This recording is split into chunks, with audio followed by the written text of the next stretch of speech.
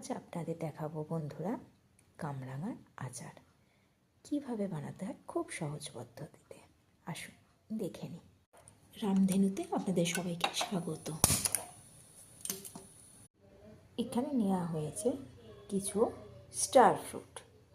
এবার আমরা এই স্টার ফ্রুটগুলোকে মানে কামরাঙাগুলোকে ভালো করে ধুয়ে কেটে নেব। সুন্দর করে কামরাঙাগুলোকে কেটে নেওয়া হয়েছে। এবার একটা ভাজা মশলা বানাবো। আসুন দেখে নিই। মশলাগুলো এবার ভালো করে হালকা করে ভেজে নেব।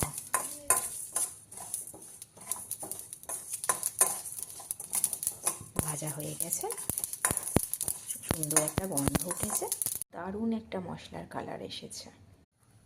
আমাদের কড়াই এবার গরম হয়ে গেছে। এবার আমরা দেব এর মধ্যে সর্ষের তেল।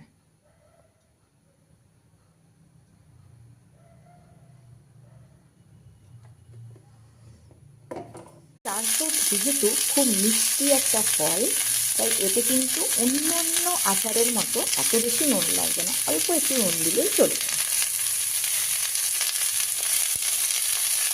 কামরাঙাগুলো একটু নাড়তে থাকতে হবে, দেখবেন এর কালারটা ধীরে ধীরে চেঞ্জ হয়ে যাচ্ছে।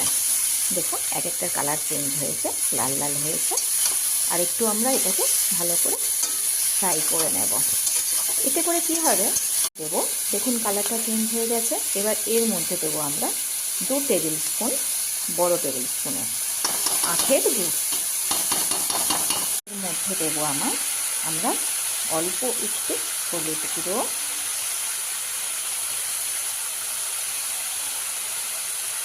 একটু লঙ্কার গুঁড়ো। সুন্দর করে গুড়টা কিন্তু গলে গেছে।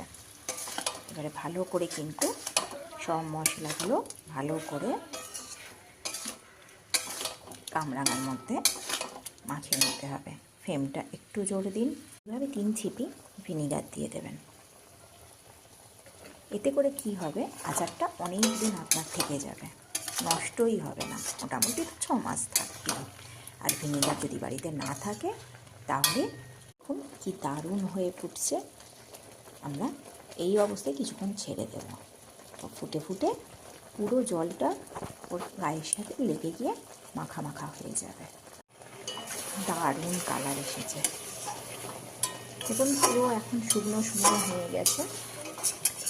আমরা দেখে নেব যে এটা চিটটা ঠিকঠাক হয়েছে নাকি। এরকম হাত দিয়ে আপনাদের সকলের প্রিয় মুখরোচক কামরাঙা মানে স্টার ফ্রুটের আচার রেডি।